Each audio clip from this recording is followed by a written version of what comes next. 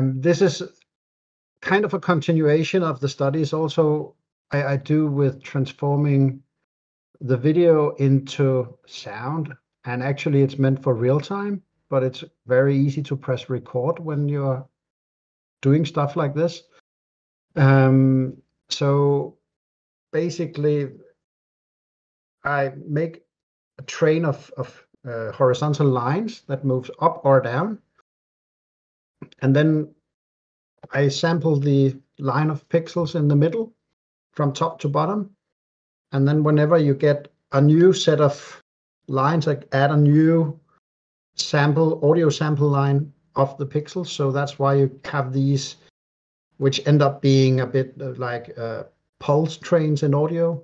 And this is, I would call it a small study of how, because in the piece I did at the previous Punta Raya, which was called Sopling, which had a pulsating and noise and all sorts of stuff, I used the stereo information came from colors where I used red for right and green for left, or the other way around. It doesn't matter that much, but it gives spaciousness to the sound. And here I do the position of in the image. So if it's in the center of the line, you have the sound there. If the lines that I'm sampling are in the sides, then they're there. So you have basically, when you have many lines, they're panned differently, all of them.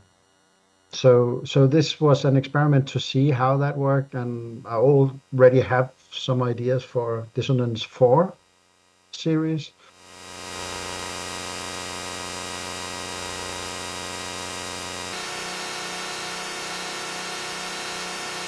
But I really like the build up that it creates, the crescendo. The build up is, I mean, it's kind of like introducing, and then notice the difference in quality, both visually and also sonically, when you get this thing that gets almost chaotic. And when I did this was more or less the limit of how many columns that computer could do at that time.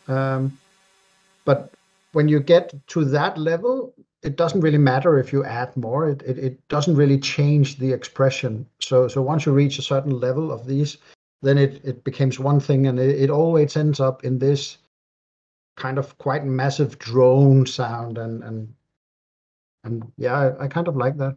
Also for me, it's also an exploration to see what happens, and then I like these build up and then cut it, and then